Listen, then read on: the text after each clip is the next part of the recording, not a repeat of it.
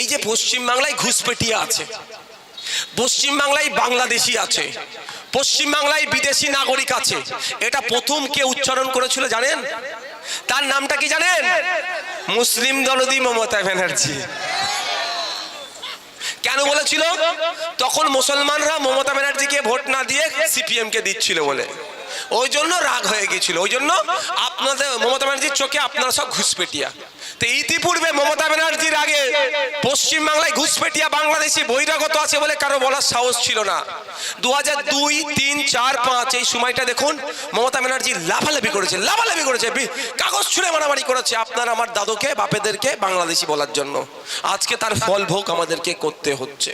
তাই আজকে আমরা মাথা তুলে থাকবো। আমি আপনাদের একটা কথা বলি, যে কাগজ দেখাবার গল্প হচ্ছে, ও চ্যালেঞ্জ করবেন 1952 সালের কাগজ দেখানো হোক, চলো কোনো সমস্যা নেই। আচ্ছা আপনারা যারা আছেন, আপনার দাদুরা কি সব বাংলাদেশ থেকে এসেছে? এই জোরে বলুন, কেউ এসেছে? কেউ মায়ানমার থেকে এসেছে? কেউ আপনার ভুটান থেকে এসেছে, নেপাল থেকে এসেছে? বিদেশ থেকে তো কেউ আসেনি। আমার দাদুরা কারা? দেশে ব্রিটিশদের বিরুদ্ধে লড়াই করেছে। আমার দাদুরা কারা? বিনয় বাদল দীনেশ। আমার দাদু কারা? আশফাকুল্লাহ। আমার দাদুটা কে? শহীদ ক্ষুদিরাম। আমার দাদুটা কে? ফুরফুরে